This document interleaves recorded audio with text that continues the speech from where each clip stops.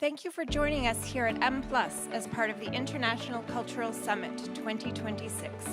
Our panels will be starting shortly. Please take a seat and be sure to get a device for simultaneous interpretation in Cantonese or Mandarin from our counters if you need one. Thank you.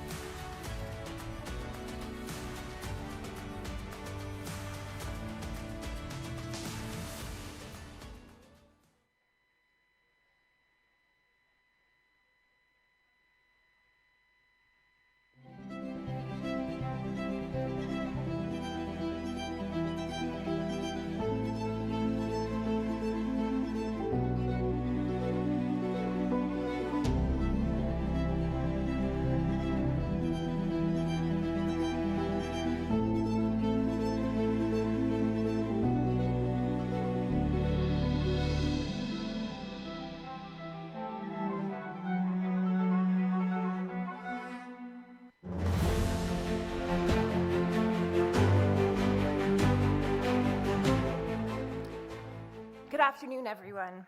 Welcome to the two panel discussions at M+ as part of the Hong Kong International Cultural Summit 2026.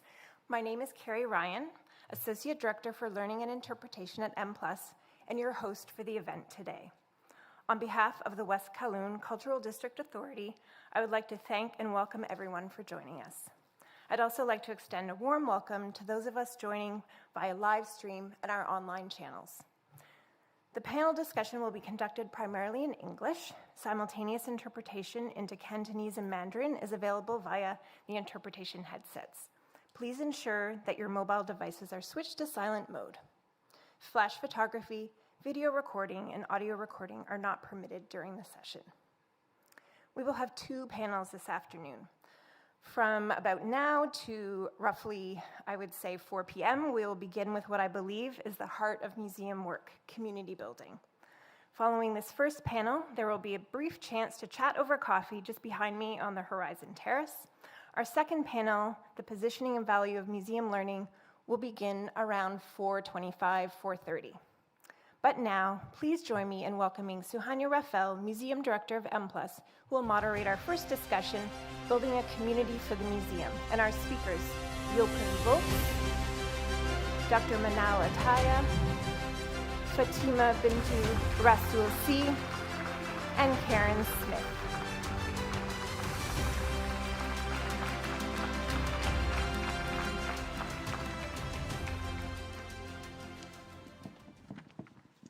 Welcome, everyone, and thank you for being patient with us.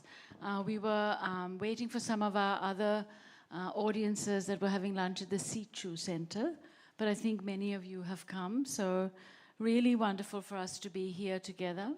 You know, M+ West Kowloon, Hong Kong, we are a truly global city, and we're very curious about what happens in other places. And I think curiosity is something that we all need to nourish and protect. We have this afternoon decided that, you know, community building learning is a very important part of museum mission. And indeed, when M+ and West Kowloon was being established, there was a 3-year public consultation period where the people of Hong Kong were asked what kind of museum would they want on site. And at the time, over those 3-year period, there were many museums that people wanted, a museum for ink art, for design, for moving images, and for art. And the Museum Advisory Committee, led at that time by Victor Lowe, who became the M+'s first board chairman, together with the committee said, don't make lots of little museums, make one big one. Make it for the 21st century. Think of it as cross-disciplinary and embrace the global. They couldn't decide on a name for this wonderful white paper, for this vision, and did a placeholder for the paper, which was M for Museum, Plus for More. And that has stayed with us. But it was a community that also then built this museum. And this dialogue between museums and what we do and the communities we serve is a very important one for the 21st century.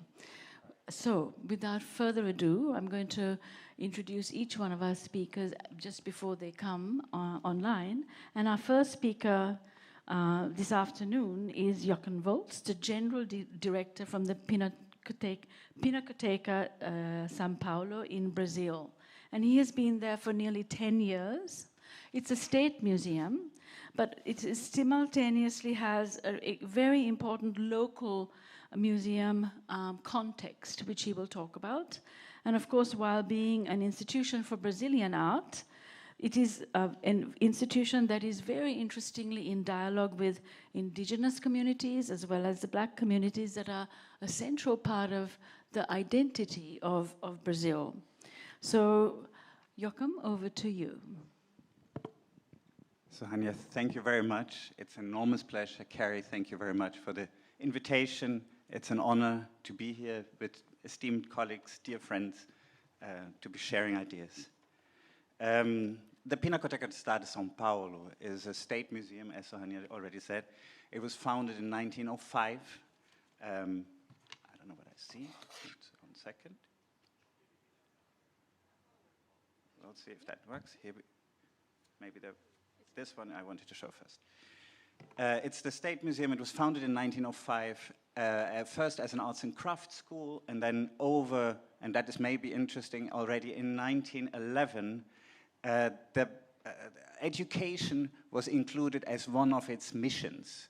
And the idea that a museum could transform society, potentially, was already stated in this founding mission from back then. Today we operate across 3 buildings. This is the main building, a second building which was inaugurated in the early 2000s.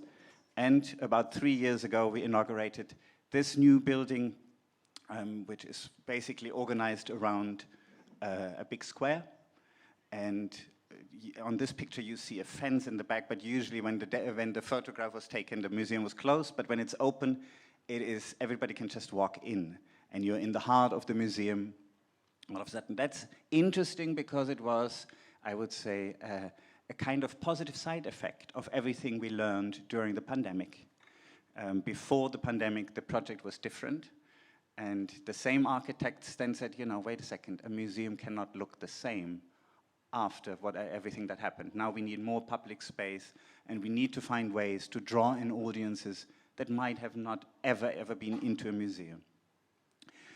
But what I want to talk about is, let's say, the context of Brazil and of São Paulo. São Paulo, with 22 million inhabitants, is a city where most people have never ever been to a museum, nor have they used any other kind of cultural equipment, institution.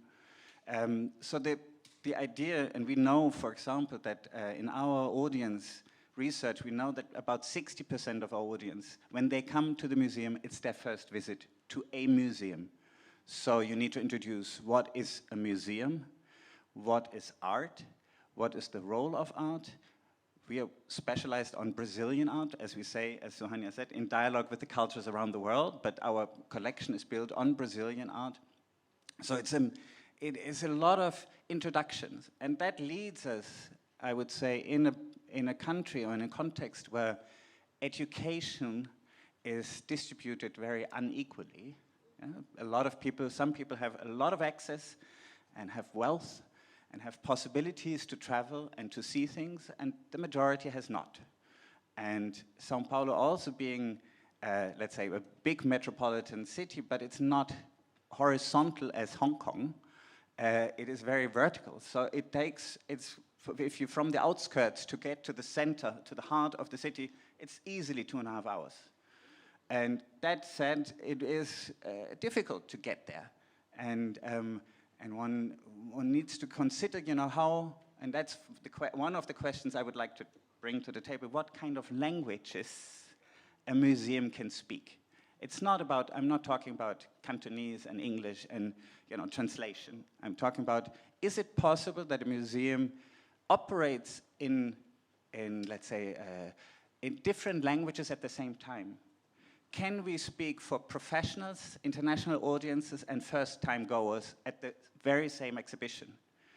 Can we create a program that is so complementary that ideas that you can coexist in the same space, that you can have an experience independent of your background and of your customs when you work? So in 2019, we did a series of exhibitions, and this is just an example of Ernesto Neto's installation in the hardware. There's a big commissioning space that we use to invite artists to develop something site-specifically, and he did a huge installation. I'm just taking this picture as an illustration. It was a moment that we invited, for the first time, lots of different stakeholders, let's say, or potential stakeholders to participate in the program. And there were yoga sessions, and there were indigenous healers giving lectures. There was indigenous singing. There were Afro-Brazilian spiritual manifestations of different kinds. And they all happened in a very fluid and very beautiful way that you had between 200 to 400 people gathering in this central space. And it was a possibility to widen the language of what can happen within the museum. We then, in the second semester of the same year, did a show which we called Somos Muitos, or We Are Many, Experiments on Collectivity. And it was a show, here you see one collective which is called Legítima Defesa, and an installation by Deviani, the Thai artist that most of you know. And we kind of used this platform as within the center of the museum as a kind of thought-provoking way to think how many people can actually, what can all happen in this museum? And I think over the time there was 1,200 people participating actively in the program. And once you had, I would say, let's say an evangelic choir, a Jewish, Yiddish community from next door to singing, the Brazilian beatbox championship, capoeira and theater and so on, all happening on the same stage. All of them thought it was their museum. And that maybe is what I thought was, the most important for us, that all of this can happen within the same space, and that a lot of artists, all of a sudden, or a lot of ordinary people, they come with their families and it becomes theirs.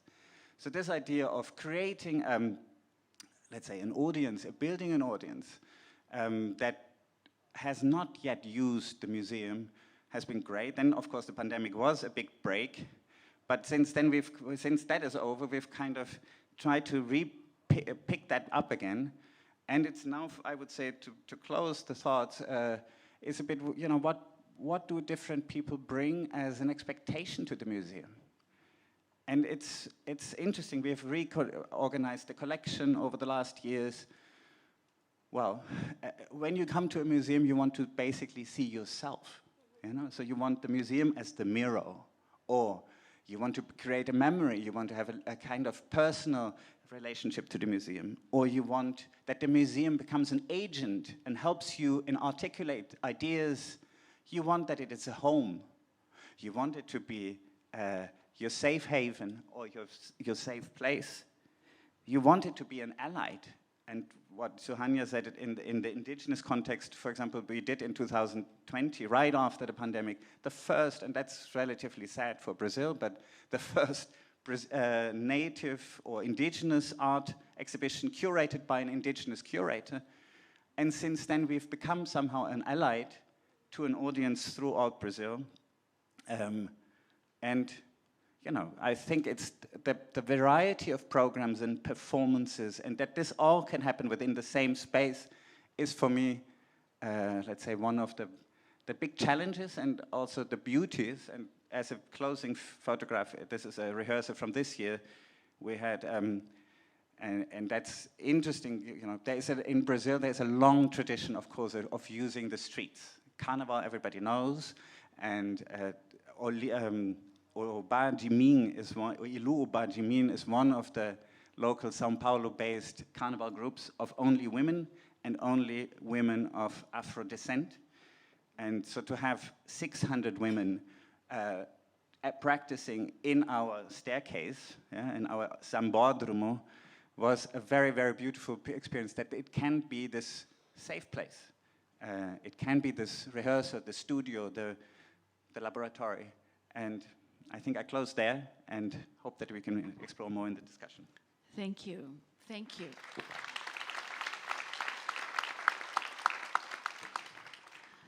Our next panelist is Dr. Manal Ataya, who is advisor for the Sharjah Museum Authorities in the United Arab Emirates.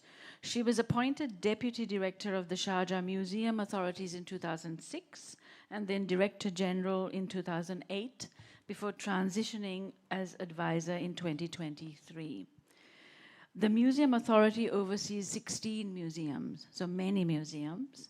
And I think one of the most significant things about what Sharjah Museum Authority has done is how it integrates neighborhoods. But it has also really established a very important message around this sense that somehow the UAE is transient. full of transient peoples. But that is in fact not the case. And so Manal will speak to us about her experiences. Thank you so much. Thank you all for being here. I appreciate that. And thank you, Sahina, also for having me. And I should say, in light of the word you just used about transient communities, I think everyone is aware of what is happening in the region right now. And so many people have asked me, are people leaving and who's going home? And I said, we are not going home. No one is going home. Everyone has built a home in the UAE. And so many, almost everyone is staying in the country, believing in our leadership and that we will overcome this and that we will continue to build our lives in our homes. And although sometimes the UAE is seen as a place that people come and go through, for some it does, but for many people it has been how they've built their new lives and the lives they want to build and their dreams that they want to have. So it's really a beautiful country in many ways, and a place that has created and has so many different communities. I don't like to use the word demographics, so I'm not sure, maybe I'll just use multiple communities, but that's how we look at it. They're always evolving, and there's so many of them. And so today, I really wanted to talk about sort of my perspective of what it means to be part of the community of the UAE, but also from a lens that also hasn't built infrastructure or cultural institutions in a district way of thinking. They have evolved organically over a period of 30 years or so now in Sharjah in particular, and this gives them a kind of unique feel and a unique proximity to the communities that you can see. For example, in this photo is right outside of our art museum. Children love to play here and enjoy the space outside. This just happened all on its own. And initially when it first happened, we had security guards telling them to leave, and then we had myself and other people who work saying, no, don't do that. Let the kids enjoy the spaces. This is what it's for. So it's interesting how, there's a concept of a museum should be a certain way and it shouldn't function in certain, but that has totally evolved over the last 20 years, and it's become so much more welcoming, as you were also talking about, Jochen, where, what is the museum trying to do, and who's it speaking to, and how are we trying to change the idea and the notion of the space, whether the people are inside the building or whether they're outside the building, and whether they even are aware of what's inside the building. The main thing is that we are creating this beautiful community fabric. Oh, sorry. So just to give you a little tiny picture here, infograph, just so you can see the different museums we have. They just cover a variety of different collections, and the diversity of the collections means we really have to cater to diverse needs and interests, but it also gives us a huge advantage because we can tap into so many different people and what they like, whether it's maritime history, it's archaeology, it's science, it's children's learning, it's an aquarium, it's Islamic history, aviation. I mean, it's huge. It was a big learning curve for me. I had to learn a lot about all these different collections, but it's been a wonderful journey, and one that we take our communities on as they come and visit us in our various areas. And this is now where I talk a little bit about where the museums are. If you can see in this map, the interesting thing about this landscape is that we were established in 2006, but many of the museums were already, they predated that. Some later we refurbished, some we expanded, and some were built completely new. During my tenure of 20 years, 7 new museums I opened during that period. So a lot has happened during that time. But what's interesting is that we never even with the new museums, we didn't cluster them in any way. It was just about where they seemed to fit and what made sense because of, in light of what we already had. And what you'll see in some of these images is just how much the museums are in very active areas where people walk to work, people who exercise in the evenings walk down right in front of a lot of these spaces. We have a huge group of younger people who tend to sit outside one of our museums because they can get the free Wi-Fi through the walls, which is great, you know. And then we have kids, of course, who their parents live in a building right next door, so they let their kids on their own go downstairs with their scooters and their bikes and play, which is also in a very safe country. This is somewhere where you really don't have to worry about your children out playing, especially downstairs in your building or in front of a museum that is very well lit and very, very busy. So this beautiful sort of human scale cultural landscape has been very beautifully part of how Sharjah has seen itself. Here's an example of, these were just taken actually a week ago. So even with everything going on, people, you know, are going about their daily evenings, hanging out and chatting and taking strolls and things like that. So this is our Islamic museum, which is in front of a Corniche area, beautiful waterfront. And so, but that waterfront was already there. It was actually, it's for shipping and fishing. And so this particular museum was also a souk before. So it was changed into a museum later. So a rebuilt or rethinking of a building that became obsolete after the kind of new mall look became popular. This museum stayed abandoned for many years and now became a museum. So it's also a beautiful example of kind of a landmark in a way that has taken on another life since 2008, even though it was built in the 80s at the time. So yeah, so here's just another example of two museums very close to one another, the Science Museum and the Archaeology Museum. They're in a very dense residential neighborhood. People drive by it every day, going home, going to work. And a very lovely, cute story is that we had someone living right behind the Archaeology Museum, went to the Archaeology Museum as a child, did their senior project in college on archaeology because they were studying architecture and how they thought about how to redo a gallery. Later got married, had a child, and took them back to the museum. And this all happened in the span of the museum being open 28 years. So it's quite beautiful, coming full circle. And just an example of how these places really play such a significant part in people's relationships to the spaces, because they don't seem distant, they don't seem intimidating, they do feel familiar to them. And people grow up as children and then later as adults being part of you know, these returning visitors and experiencing this. So community, of course, is so important to us, integral, is part of the philosophy. When I took the job on 20 years ago, the first thing my boss said to me was that, which is His Highness the Ruler of Sharjah said, we need children to come to the museums and we need Arab families to come to the museums. That was the clear message, and that we have to help supplement the education. At the time, the education system or curriculum was relatively weak when it came to a lot of history, art, etc. So we became a very integral part of a learning space, an informal learning space, but one that really was teaching all kinds of history to young children and to families, but also working with teachers and schools to show them that they can you know, basically cover their curriculum in our museums with all the variety of our collections.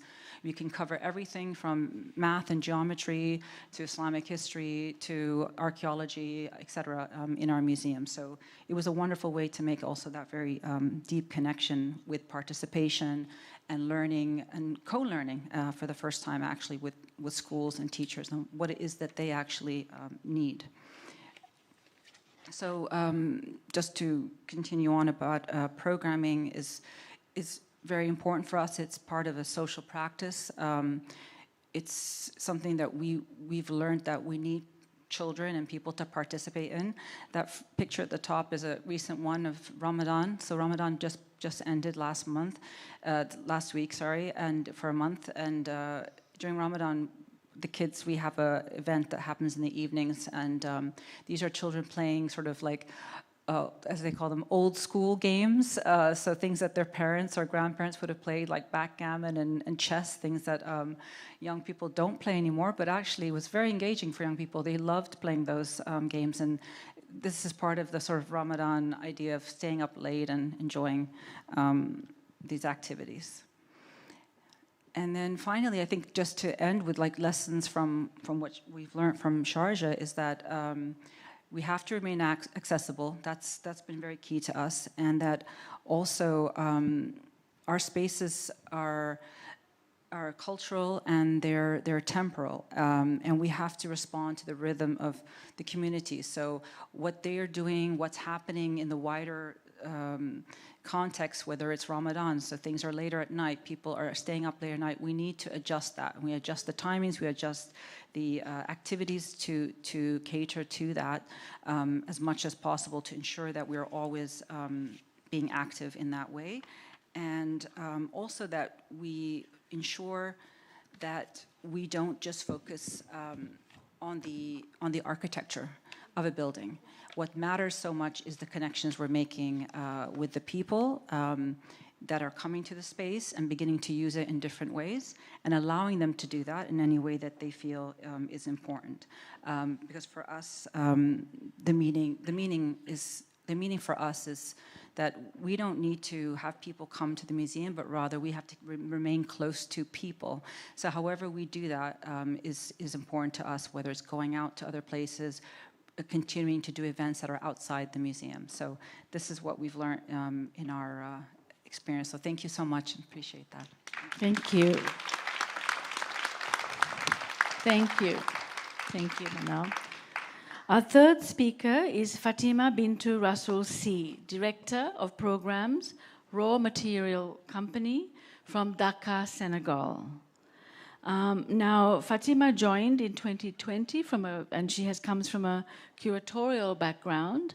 The space itself is rooted in a very historic neighborhood, and it's residential from the 1950s. And what we will hear is a very interesting response to community building and cultural space from Fatima. Over to you.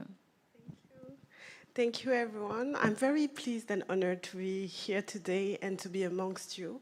I would like to thank you, Sohenia, for having us always. It's always a pleasure to be here, specifically to talk about the work that we're doing at Raw Material Company and in such a good company. So thank you very much for that. So Raw Material Company is this tiny house that you're seeing on the screen, but we do a lot of amazing things inside. I'm going to guide you through our programming. So the space has been created in 2008. So Raw as a project was created in 2008, and the physical space came up in 2011. And when Koyo arrived in Dakar, it was funded by curator Koyo Kuo. I tend to not say that, but actually it was funded by Koyo, and she created it as a space of critical thinking. She arrived in Dakar in the mid-90s, and she met Joe Wakam, this man that you see on the screen, that is called also Issa Sam, visual artist, pluridisciplinary artist, that actually hosts her in Dakar when she arrived. And it's very important because Raw is all about its people. So it's all about who greets you, who welcomes you, who hosts you, and who guides you through the city. And I have this feeling that also the programming of Raw came up out of her relationship with Issa Sam a lot, that is the founding member of Laboratoire Agitart, which was a collective of artists that really present or offered to Dakar a counter proposition of what the government was developing in terms of cultural policy. So happenings in the street, this courtyard, 17 Rue Jules Ferry, was a space where many people would be gathering, intellectual thinkers, harvesters, people from different areas, working class, everyone will pass by Joe Wakam courtyard, deposit there their thought, their thinking, their art, and Joe will be the amazing character with Elashi, another painter, and Jibril Job Mambeti, the filmmaker, that will articulate what is happening in that space. The thinking, I think, around Laboratoire Agitat and how it has influenced Raw as a physical space and as an institution is also how do you work and how do you make sure that in the work that you do in the context where we find ourselves, you connect people and you link people and you make sure that they find themselves in the programming that you're developing. So these are my amazing colleagues, fellow Amazons. So some of them still work at Raw, some of them live abroad but still are connected with the space, ambassadors of the work that we're doing, representing us in conferences like those ones, even if they're not working for the space anymore. And Koyo stands just in the middle of that. She used to call us her Amazons, so mainly women. There is only one guy in the whole team, Omar, very nice guy. He grew up actually coming in the space to help us for openings and public program, and he ended up working with us. So we work around cultural practices, knowledge sharing, and the space is developed around different pillar programs that actually help us being and in conversation with our community, but also digging into our history and our own kind of oral archive history. So in the middle of that picture, I'm going to stand by that, is Marie-Hélène Pereira, who actually opened up the space with Koyo in 2011, and Marie Cissé. So they are long-time partners of Koyo, and Marie-Hélène is now our artistic director. She's the one that hired me as the director of program of RAW back in the days, and she's following and supporting our work now and since the beginning. So RAW is composed of course, a library that is actually at the core of whatever we're doing in terms of programming. It was the books, the collection of books of Koyo, and to start the space, she asked different curators, artists, friends to share what an ideal library would be. And we gathered in this library different responses that she received from colleagues and partners across geographies, with this idea that the programming of RAW can't be just Francophonely driven, so not only around French-speaking Africa, but bringing in people of the diaspora, English-speaking Africa, Lusophone Africa, Arabic-speaking Africa, and its diaspora, and after, in a second phase, a more, what I would call the global majority, like us in this room. So you see here the library, of course, the courtyard where all our programming are happening, and mainly the exhibition programming that we've been running since 2008 until 2016, and then we shift. We shift because we were organizing different exhibitions, looking at artist practice in Senegal, but also across geographies. We host George Oshodi. We did many exhibitions around like politics revolution in the context of the African continent against corruption, but also around Issa Hassam's practices. And at some point, we felt the need to shift from this exhibition making consistently and focus more in the educational program. It was needed because we realized that in the different conversations that we were having with our people and our community, people will be coming in to see the exhibition, but not enough conversation and reflection around the context and the challenge that people were facing in the context. So the programming shaped and transformed differently through generation of people coming into the space. So there was a first period where Koyo would be organizing different kind of exhibition, a lot of exhibition, the symposium, that are key program to reflect on the work that we are doing, so it calls Condition Report. We did one around art history in Africa to reflect on what the art history looks like from our perspective with people from different geographies. We did a symposium around the building of artistic institution in our context and its diaspora. So this has always been a program that was very important or key to let us understand where we are at in the practice and how we should shift and move forward. It was also the opportunity and the occasion to bring in Dakar different people from different geographical contexts, from Argentina, from Canada, but also from Indonesia, coming to Dakar to talk about their practice. So the symposium was a moment of reflection that was happening every 2 years, and that the one that we do on artistic education lead us to the Raw Academy that was created in 2016. It's one of our main programs where we reflect on different practices, the curatorial practices, performative practices, how hip-hop influenced politics and the aesthetic of a city, also around like art in public space. It could take place in Dakar. It could also take place abroad. We have 2 sessions that happen, one in the United States, the other one in Douala. And it's very interesting as a program because we select 10 fellows, it's an open call, that join the team for 5 weeks or 7 weeks. They stay, they discover Dakar, they meet the people we're working with, they reflect with us, and we work together to refine and define the kind of project they're carrying.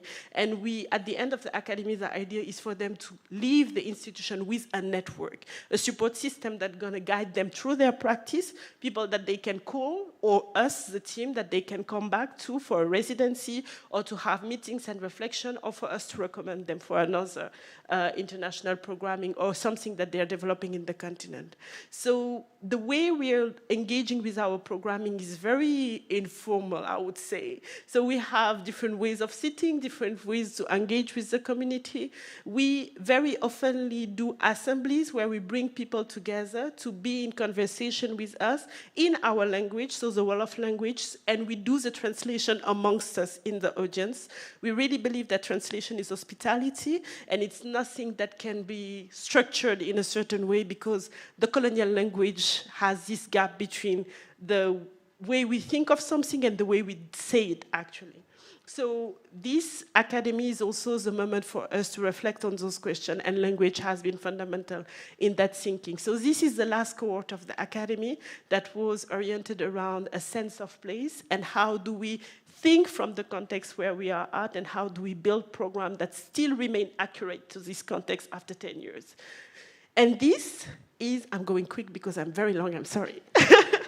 So this has been, I think, one of our projects that is still with us because before flying here, I was on the phone with Tata Sophie. In Senegal, there is a Senegalese-Vietnamese community that actually arrived after French were defeated in Indochina in 1957, if I'm not mistaken. And many of the Senegalese soldiers that used to fight for France, this is geography, Senegalese, Beninese, Moroccan soldiers, ended up coming back to their country with wives, spouses, and kids that they have in Indochina. When they arrived in Dakar, people weren't expecting them to come. People weren't thinking that there was like such family that were created, and also they weren't waiting for them in the city, so it was very challenging for them to become part of the cultural or the national narrative. But we work with artists Juan Andrew Nguyen who actually guide us through this history. So it's very important that our program is informed by practitioners from different geographies. If Tuan didn't come to Dakar, they would have no way that we learn about this history and that we will be able to engage with the family and be in discussion with them. So this relationship we have built through their family archive, the conversation we have with them. So military archive, but a lot of personal archive, make us also understand that the relationship that we have with material and archive is very different in certain contexts, specifically in the one of Senegal when it comes to the colonial history. It helps us also understand the different roots that exist between India, Senegal, Vietnam, and how we talk about the soldiers, the fight, and the number of deaths, but we never talk about the bonds and the links that exist between us across geographies. We never talk about the beauty that came out of this mixed heritage family. We know that the colonial history has been heavy, challenging, and it destroyed a lot of things, but in Senegal, it has had the people that come in Senegal really nourish the city and nourish its people and really transform the country. They are the ones that built actually the city. And Tuan made a film out of this project. He was present in Dakar for several times, and he guided us through also the relationship that we have with community. So not using the community, but working with the community. Oh, I'm over time. You are. Sorry, I'm just locking it here. So I'm sorry, just finishing up. Okay, so how do we make sure that we don't use the community, but we remain at the service of the community and we build with them? So whichever material you see here, whichever archive, they share it genuinely when they doesn't want to share. We've been also very, very, very, how do you say, humbled by this relationship, and it's still going on. And we're working toward the publication. So this was the exhibition showing you quickly, and that happened at Row in 2022. The exhibition since then has toured, and we're working toward the publication that actually bring all this archive together. And just to finish there, so this was a moment of commemoration that we have after Koyo's passing in May of last year. And I put this slide on because it's really what Row is about. The food has been brought by the people of the community we live in. Friends travel across geographies to pay a tribute to her and to also show support. So Row is about transmission, and every generation of Row Amazon has the responsibility of the space, and we see it as a mission rather than anything else. So I already know the person that's gonna take my job on, and I work with her along the way, and this is how it should be. How do we make sure that our space don't die after us, but they keep moving because there is transition and transmission that happen along the way? Thank you, sorry. Thank you, Fatima. Thank you. Our last speaker is Karen Smith, Head of Academic Programs at the Ying Foundation in China. Karen has lived in China since 1992, and indeed I think in the late 90s was the inaugural director for the Contemporary Chinese Art Award, which was the precursor for the SIG prize that we have here. It was an award that was initiated by Dr. Uli Sig to encourage practitioners in China. So, but since then, you've done many things, including being the founding director at the Contemporary Art Center at OCAT, and now working with the Ying Foundation really to build capacity. So over to you, Karen.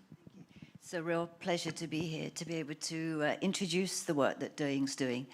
Having been in China for so many years, I can say that this is, in a way, it's a really ideal job, and it's a fantastic organization to be working for.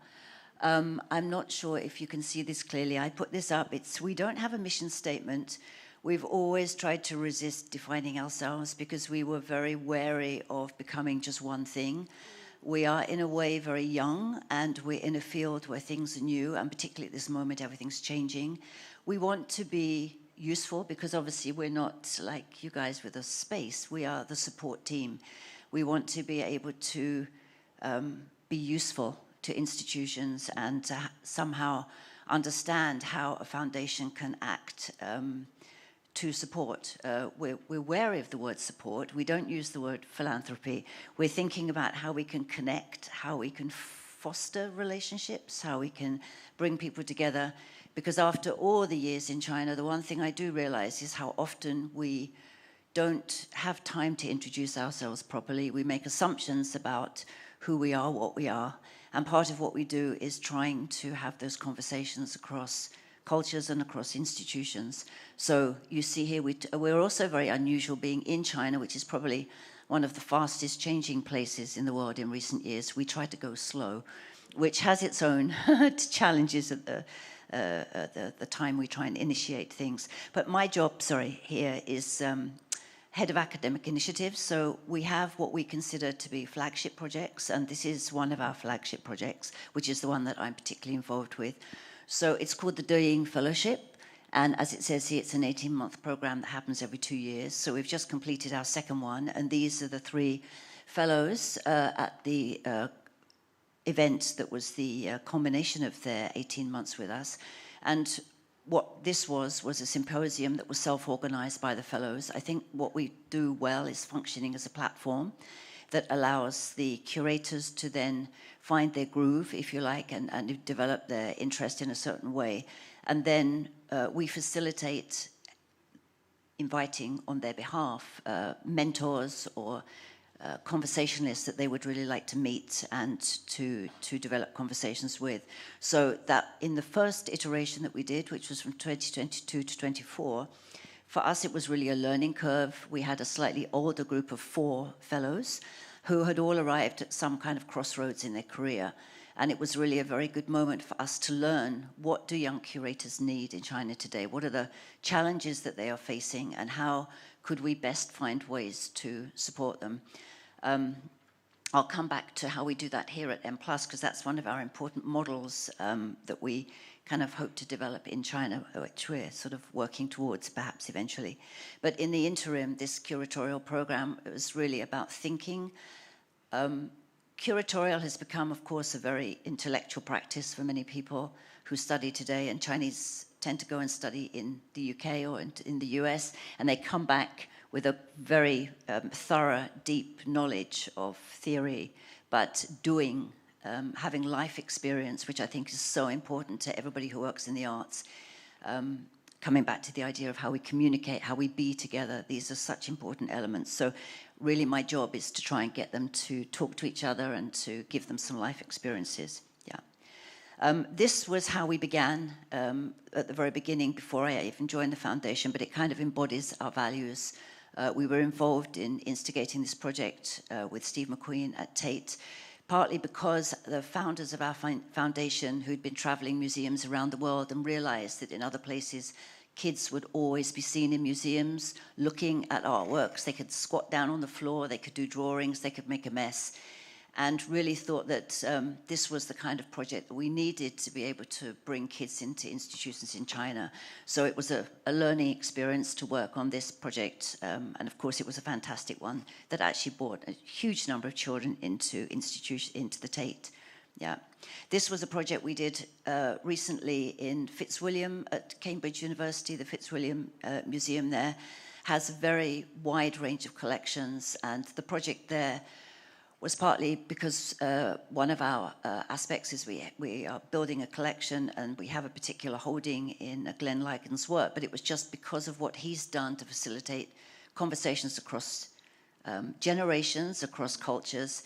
And so he was given, from a conversation that was initiated by my colleague in Oxford, we worked with Cambridge to let Glenn Liken go into the collections and really to have carte blanche to challenge the narratives of what was quite a colonial collection of objects, and to be able to rehang them in the way that he wanted to do that. So you can see here the ways in which he used works that are extremely popular with a British audience, but reconfigured them in a way that was very unexpected. And it was a great project for us because it's really about how we can think of using models to challenge conversations about what museums do and what the objects that they hold represent. So this is from that. And then, of course, we support institutional exhibitions in China. We're very keen on research and thinking, and really in service of artists, how curators really work to show art in its best way to a wider audience.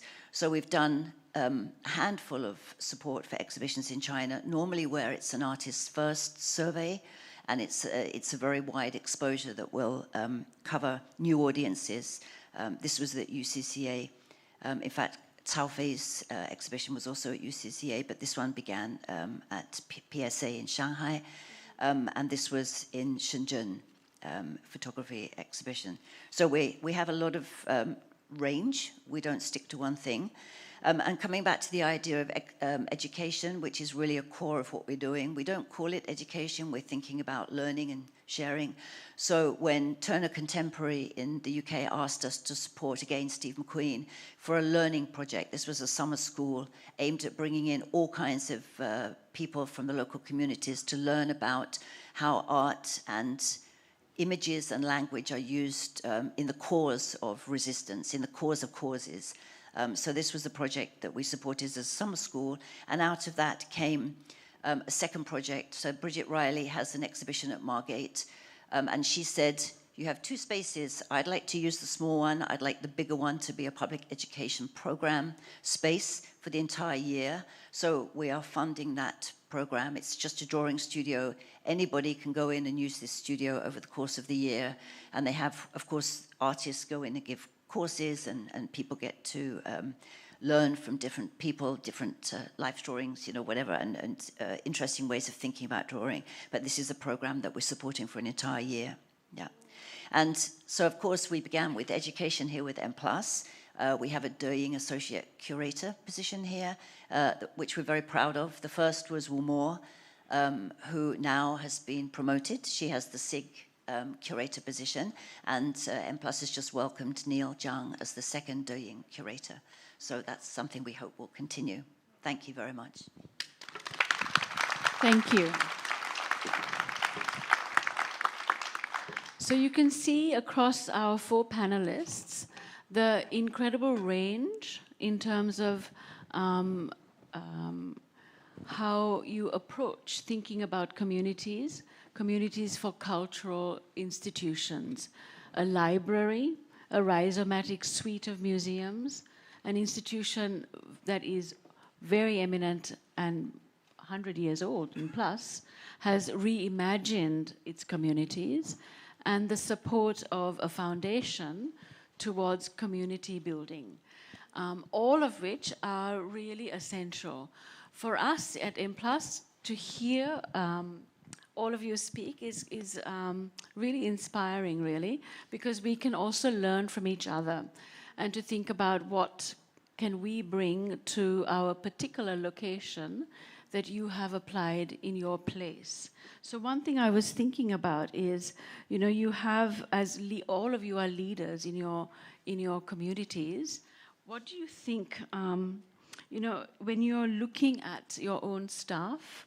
I mean, Fatima spoke about building that next layer of transmission. How do you think about that transmission in terms of that next generation, given the challenges of funding, the really serious political, social environments in which we all work, but how do you think about that continuity?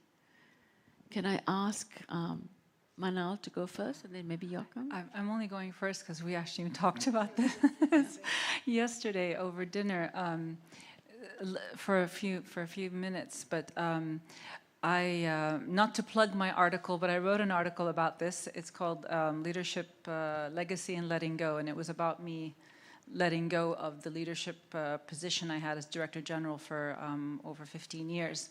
And what I was thinking about was exactly this question about what happens when you leave an organization or you leave a certain position in an organization. What should be embedded in that organization for it to continue in the best way possible, but also give it space to grow and to change and evolve, and not just be, you know, stamped with who you are for eternity, and it's a very important lesson to learn. And I wrote in it something that I realized was what I was doing. I was mentoring people working with me specifically who became the Director General after me, but I realized it's something that is a very personal approach. It was not something people told anyone else to do in other government organizations, and actually something that even some of my staff felt annoyed by. Like, I don't need to know all the details about why something is done a certain way, just tell me how to do it. And I said, well, I need you to understand what's behind it so that you can do it on your own, because when I'm not here to say why this is yes or this is a no, you will know why, and then you can transfer that knowledge further. So I'm a big supporter for 2 things. One, having a mentorship program that is from the beginning embedded into an institution. So you're mentoring constantly people working, you know, aside from you. 2, I'm also a big supporter of programs like the Ying Institute, where you can send sometimes your staff to programs to help them develop their leadership skills. And we've done that over the years, and we've even created our own for the last 11 years. The only one in the region that does something very similar, helps early to mid-career professionals in the museums world. And the third actually was something that really occurred to me talking to people who had retired, which retirement age in the UAE is very young actually. You can retire at like 55, 60. So there are a lot of retired people who are actually a wealth of knowledge who retire, leave the organization, and they're completely forgotten. And I feel that that wealth of information of another generation needs to stay within the organization, whether that's an honorary advisory role or something else, but they need to be there because they often are the people who have not only the knowledge, but they've seen it through so many different phases, and they often are the, in a way, living archive, because that's some of the problem we have, is that we don't archive enough about why things are done a certain way and what choices were made and why they were made. So those people are very important. I think it's part of also our community responsibility to keep older people relevant and to give them their importance and their value that they still carry and to keep them involved in institutions. So I'm a big supporter of, I think, those three things in particular. Thank you.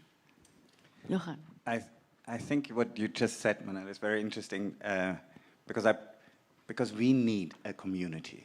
And if I think of Pinacoteca being an institution that has a history of 120 years, you know, I'm in a privilege to be able, you know, for now almost a decade to contribute to that history, but there have been lots of people before and lots of people will come after.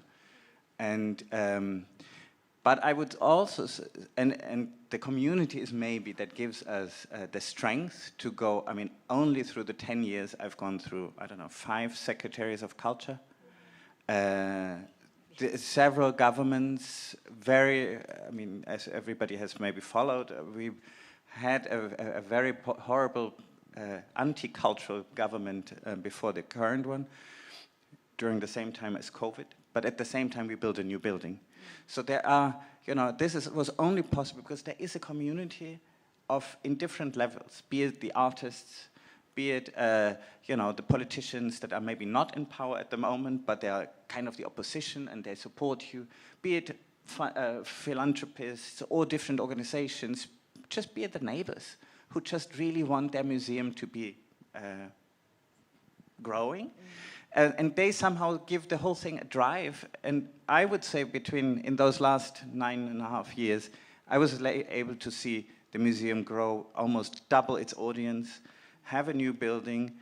Departments have unfolded into departments that are now strong and powerful. And maybe this professionalization along the line allows us to then, at some point, really create, as you say, that there is the next step. And there are other people who can now take on. The knowledge is not gone any longer. Just following from that, you know, impact is something that we all also think a lot about. And I just wanted to ask you, Karen, given the kinds of, you know, very discursive programs that you do with the Ying, both within the mainland but also beyond, the choices for making those choices, and how do you measure the impact? You know, how do you see the impact of that? What is that value? I think the choices so far have been predicated on educative leanings, you know, anything that really seems to give, we talk about the widest access to art. So I think that's how we measure them. And internally, I think so far we haven't had a strict mechanism to measure impact.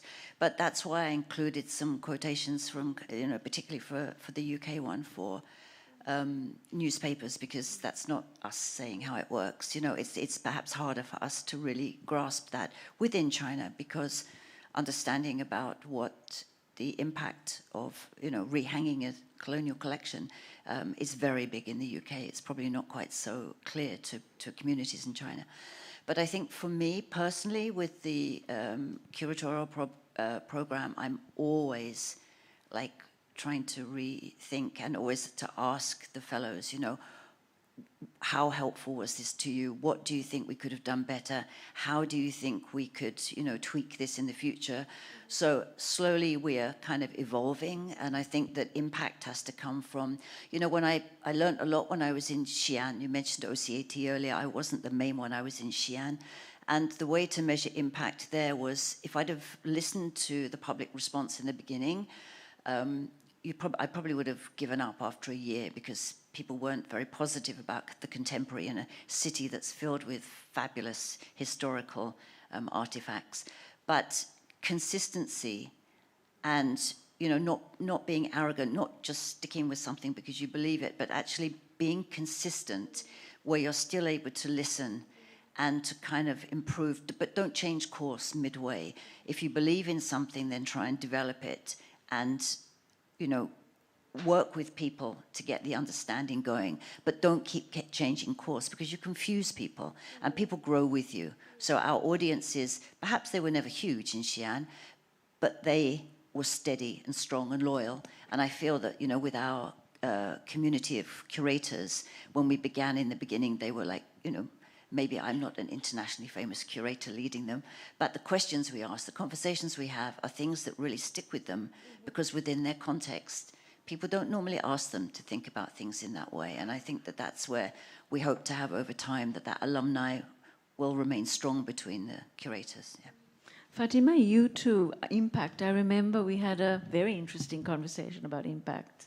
Yes, I will come back to what Karen was saying, because, for instance, for the Raw Academy program, when we decided to move from the exhibition making every year, like 5 exhibitions, and we stick onto the Raw Academy program, the team, the fellow that will be joining the academy will join the team at some point.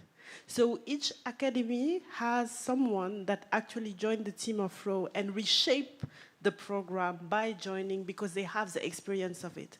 So us as members of the team will be developing it in a certain way, and them joining gonna be just like, oh, but I think the observer should be coming from the Raw Academy program, or I think that it would be very interesting to push the academy into that sense. So we've been actually transitioning. We have like the 5-pillar program, and those programs will be shifting and evaluating based on the responses and the feedback that the alumni of the program will be given us, the fellows, and the team members, because the team is always changing and fluctuating. We have people that has been there since 14 years, but you have also people that are here since just 2 years, and very open to have them carving out the programming. So when I was saying that you grew up and you move into the institution with the people that gonna take the lead of the institution afterward, it is that we develop programming, but we do it together. So it's very polyvalent and very, yes, there is a hierarchy, obviously, but we decide things together. So whatever is interesting for the team members, for instance, now it's really about diaspora, because most of the members of the team are part of the diaspora of Senegal. So there was this reflection around, we need to speak about the problem and the challenge that we face, so that it resonates with the community and the population in which we find ourselves. So they are shaping also this programming in the direction that they find interesting. And when you leave the institution, they are already equipped with the structure of the program that can shift, obviously, but they have the knowledge when it comes to the administration. Who are the person we are fundraising from? Who are the person with whom we relate when we want to work with the university? And you have the network, and you know them, because you are with them every day. So of course they're gonna bring their own vision, but they have a structure that helps them and guide them through the mission also. The vision shift, it's normal. Like Koyo has one, Marilyn has one, we all have one. And, but the structure really helped to guide these people through. It's a very nice thing to say, that the vision shifts, because I think that's a very significant part of an evolving, alive institution. All of our institutions so different, so fascinating to hear from each one of you. I know we don't have terribly much time, but I just wanted to ask very quickly, like in 10, 15 seconds, if each one of you could say, given what you've just heard from this panel, what would you think is an important takeaway? I'll give you a second to think about it.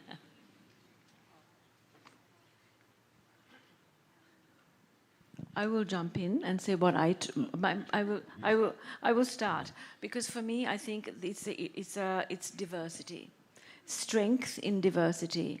Difference is very good, and to hear what that difference does in each of your places is a very enabling for someone like, well, for me and my team here in Hong Kong making this new museum, because we're very new. All of you are much older than us, and so we're continually learning, and for me that is an intense strength to hear. All right, thanks. 40 seconds. All right, what I'm leaving with, I've been really inspired by everyone's different experience.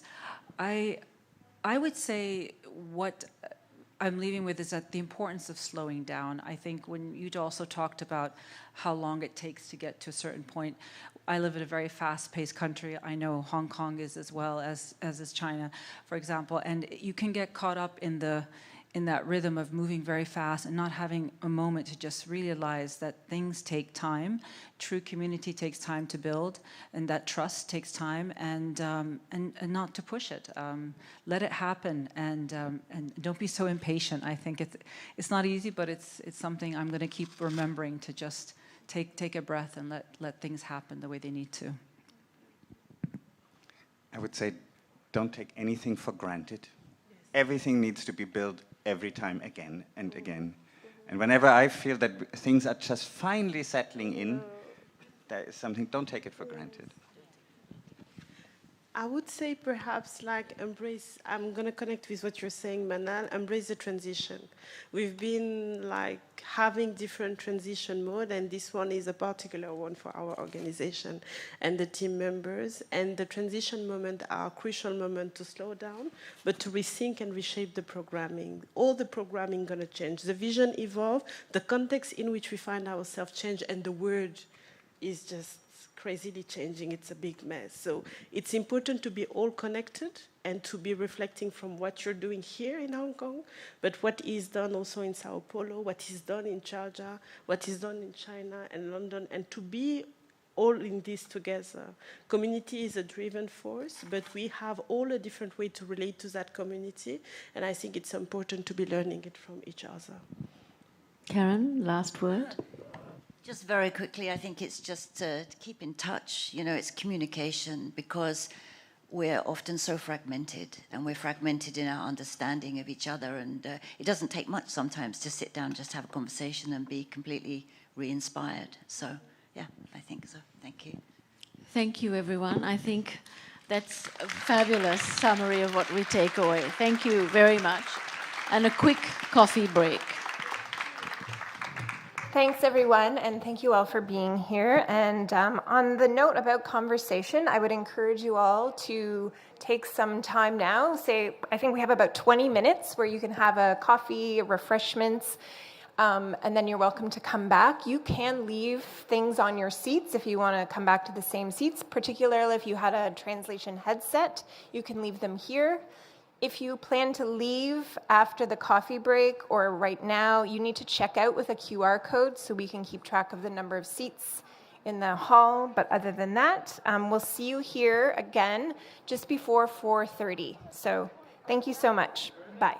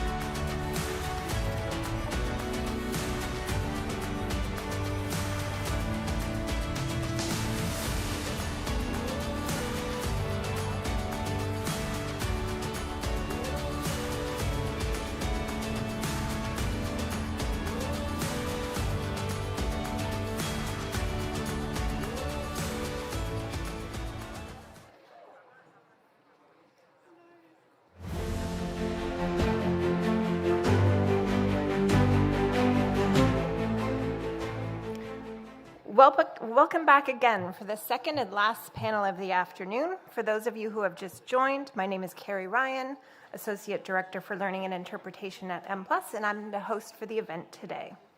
We are excited to welcome on stage Dr. Andres Santo, New York-based cultural strategy consultant and author, who will host our discussion that is actually very central to my work, the positioning and value of museum learning. Please join me in welcoming Andres to the stage, and followed by our fantastic lineup of speakers, Deviani Saltzman, Kristoff Sherik, Dr. Carol Ying Wu, and Seb Chan. Thank you.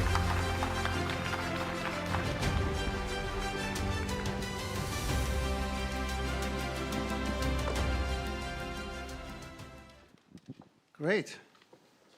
I love that music. We were just joking that maybe the music can start playing 5 minutes into their presentation, so that. Well, thank you very much. Thank you for M+ and everybody here for putting this together. As we can see from the size of the staff, it really does take a village to put on a conference.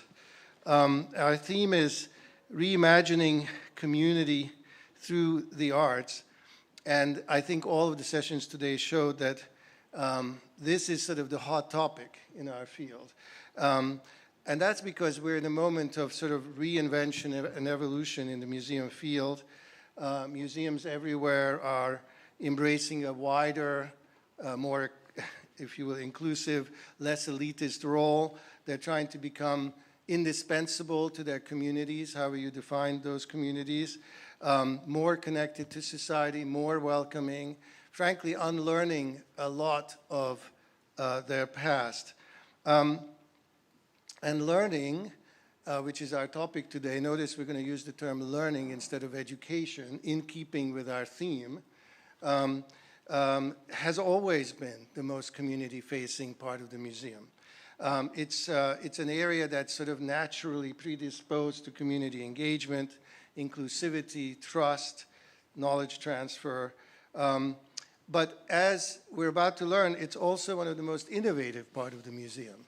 Not necessarily your first thought when you think museum learning, that it's a sort of a hub of innovation, but you'll see it is.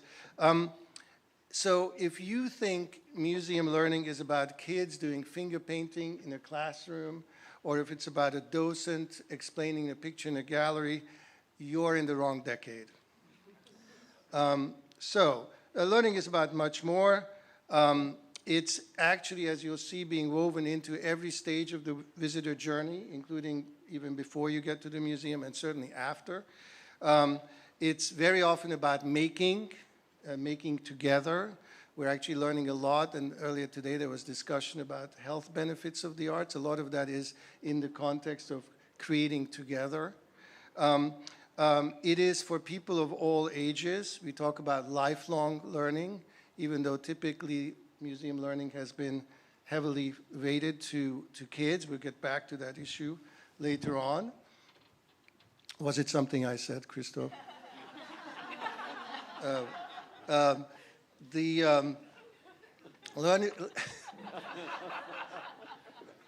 Learning, of course, is also about using new technology, from online courses to AI tools and various new tools that are evolving. And it can also be, the museum can also be a place of professional learning. Actually, tomorrow we'll be announcing the soon-to-open M+ Academy, which will be a program designed to provide professional development for museum workers across this region.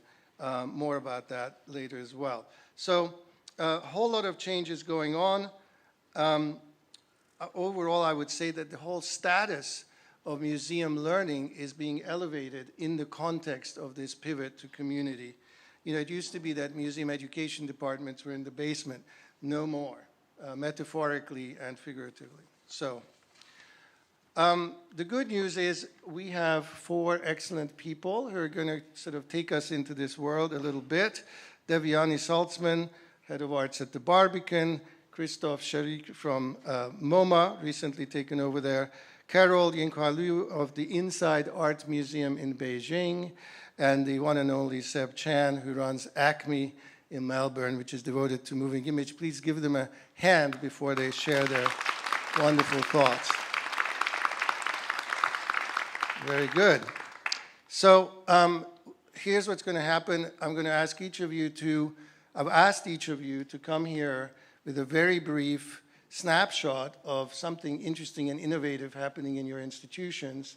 And we'll do each of you, and then we have a 20 minutes or so to have a conversation. So Deviani, so what's interesting, of course, for you, you're not really here from a museum. You're from this multi-art center in London, which gives you, frankly, a bigger canvas in a way. So tell us how you're using it. Yes, thank you. And I just want to thank M+. It's really wonderful to be here and on such an incredible panel. So I might just cue up a video that'll play in the background. Let me try this. For those of you that haven't been to the Barbican is not only the art center, but also a housing estate, raised high walks, a conservatory. We're looking at its lakeside right now. And it was built out of a post-war idea, not unlike many of our large institutions, to create an urban utopia.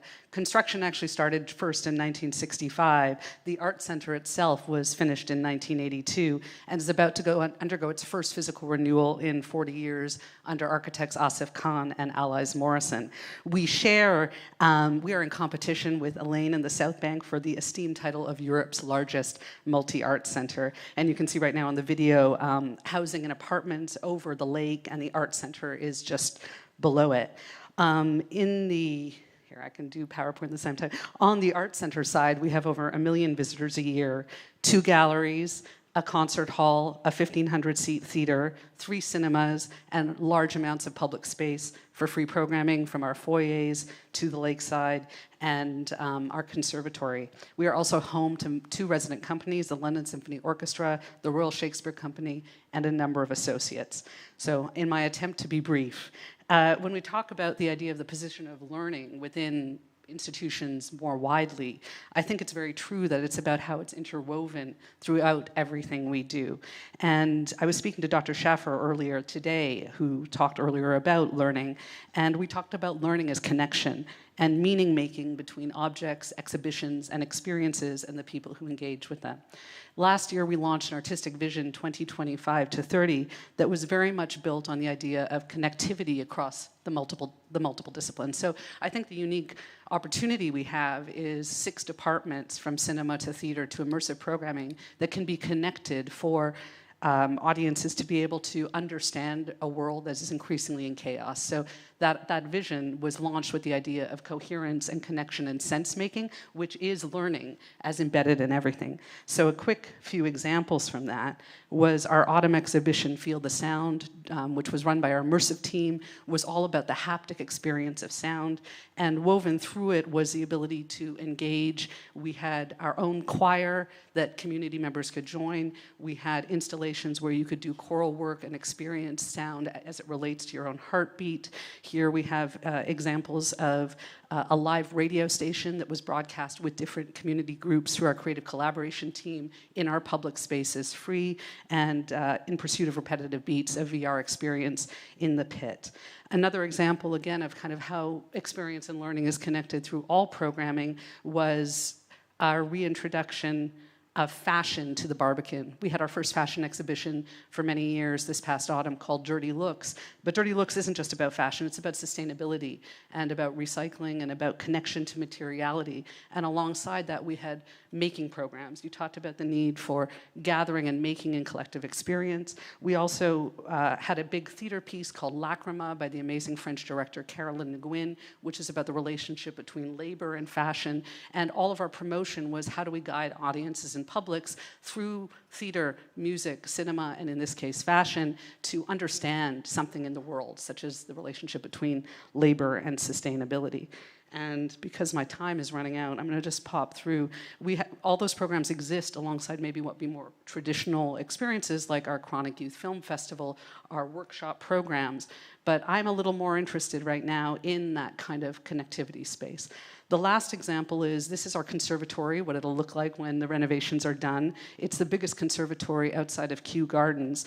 And last February, we had a program based on the exhibition of Noah Davis. For those of you that know Noah Davis's practice, he ran the Underground Museum in Los Angeles and the Purple Garden, which was a space of community and collectivity. We ran a whole series through the exhibition in the conservatory, opening it to the public for the first time, and it was very much about intergenerational experience and making. So here's a group of young people doing programs alongside that Davis exhibition, but it was the idea of creating a public commons in our conservatory for a month of programming. So here's just a quick example of the Davis program connected to what we called the Concrete Garden and our free conservatory takeovers. So that's a very brief run through a complex program, but that vision is about learning through experience, and experience being woven into everything we do at all levels of exhibition making. Brilliant. I love that the word utopia came up, and this idea of a connectivity space. Just very quickly, as this inter-art center, you have this kind of bigger space to fill. What is it that museums, more traditional museums, that tend to be a bit more focused, can learn from what you're doing? I think it's just, I had the opportunity of working with two people in this room at the Art Gallery of Ontario in a museum setting before this, and what was fun moving into this multi-art space was that kind of balance between really honoring the expertise of each discipline, including our visual arts team, our music team, but also finding ways to de-silo. And realizing that audiences and publics aren't looking at whether they're necessarily going to a cinema program or they're going to an exhibition. They're going for an idea. So the whole reframing was, how do we get away from the walls we're living within? And very briefly, the Feel the Sound exhibition's opening this autumn at the Museum of Narrative in Tokyo as their main first exhibition. The Museum of Narrative is being built with spaces that are numbered, that are flexible, that aren't discipline specific. That to me is the dream, to be honest, because we know audiences and publics experience things based on their interests, not on how we label them. Great, great. So Kristoff, I mean, obviously MoMA needs no introduction. So much of the field of museum learning really evolved in the US. I think it's one of the great imprints that the US has left on the museum, is this great emphasis of education. A lot of those ideas were incubated at MoMA, but among them, online learning. So tell us a little bit about what you're up to over there. Thank you, Andras, and thank you for having me. I'm just so pleased to be among esteemed fellow panelists and say how much I also enjoy the day. It's been just a fabulous day, and I hope this panel will be as interesting as everything I heard early this morning. And it's especially great to be here now, given the new partnership between MoMA and M+. And I'd just like to take a few seconds out of my 7 minutes. The clock hasn't started. Actually, it hasn't started the countdown. I gain a few seconds here just to thank Sohania Raphael and an extraordinary team for the last 3 days spent together. I mean, it's been stimulating. So many things will come out of this new partnership, and we are very much looking forward. So thank you for having us, and thank you to all my team for being here. And to start, I also like to acknowledge, I'm only the director of the museum, the extraordinary team of the Department of Learning and Engagement at the Museum of Modern Art, because what are we going to talk about, or what I'm going to talk is really about their work. So I wanted to say how much I appreciate it and just salute the director of the department, Nisa Maki. So today I'll talk a little bit about learning, digital learning at the museum.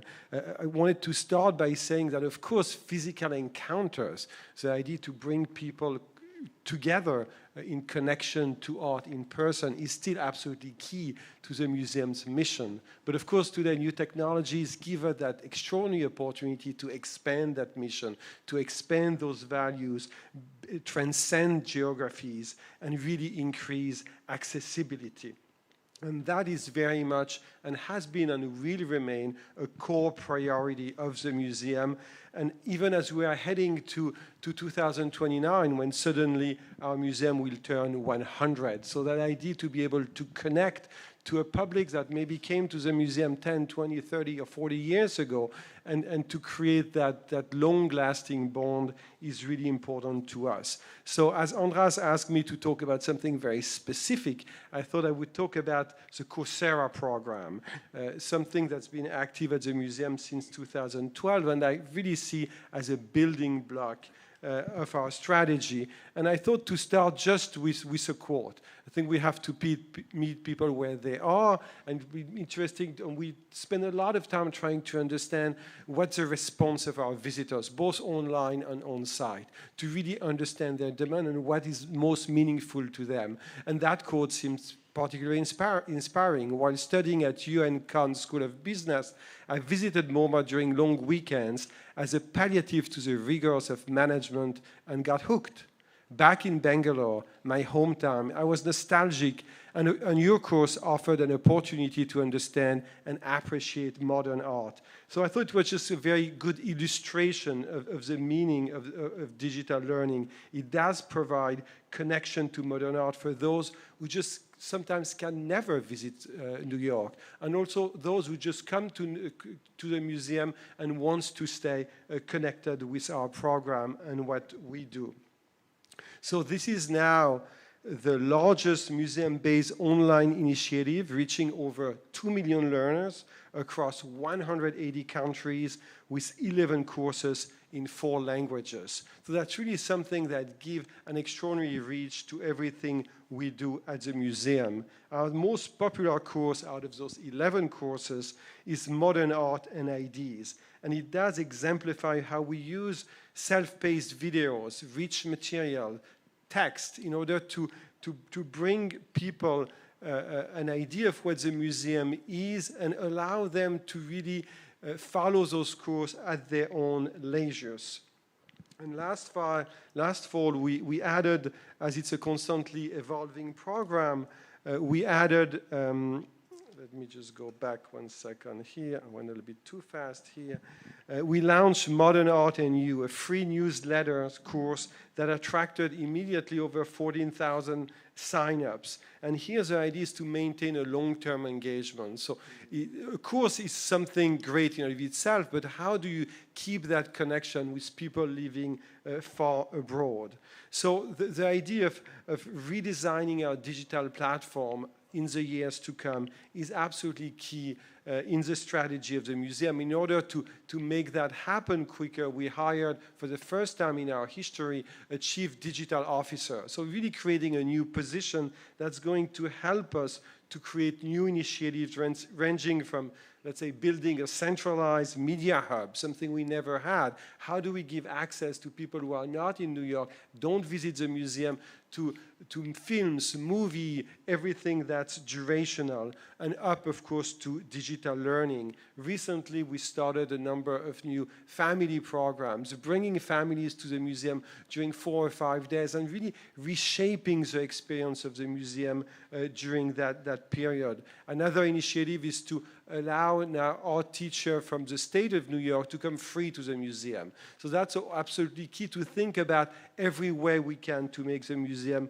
more accessible, and so that we can remain really a global gathering place for the next century. Thank you. Great. Yeah.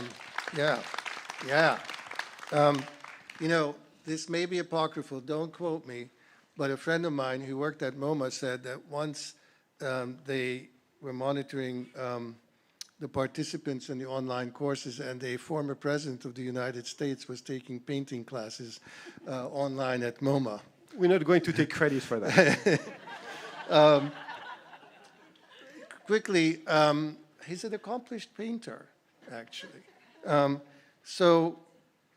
you just, you may not have this at your fingertips, but do you happen to know how many people are taking these classes, scale, or order of magnitude? So I think the magnitude is about 2 million learners since we started that, in over 14 years. Okay. And that's something which is rapidly expanding. Right. And I think, but numbers mean something, but what's, I think, more important to us is that capacity to create long-lasting relationship, to have an impact in their life. Right. So I think there's so much that, I see that, as I mentioned earlier, as just a building block. How can we expand? How can we keep a connection with people who heard about the museum or want to learn from our collection and our program? And today's the exciting thing that we have the technologies. So I see that field changing very rapidly And in the future, years. you might be able to, as you were saying, with your chief digital officer and your integrated data sets, perhaps to even, I don't know, market certain exhibitions to people who've been interested in certain subjects, for example. Do you see that in the future?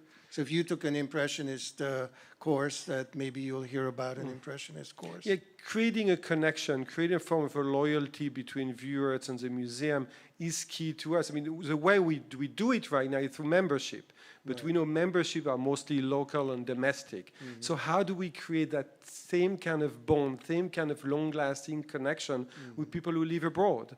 And I think now technology, maybe through apps and through all kind of new programs, could allow us to do that. And I see that as something really exciting. So we go from a very big museum to a smaller museum on the mainland in Beijing. I've gotten to know Carol very well in the last couple of years and admire your work at the Inside Art Museum in Beijing, which is a private institution, very independent in its spirit.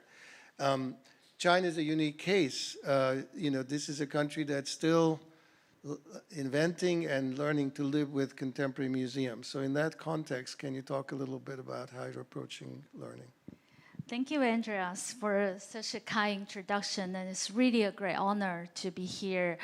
I think this is a great panel to be part of, as learning is really very much part of who we are at the Inside Art Museum.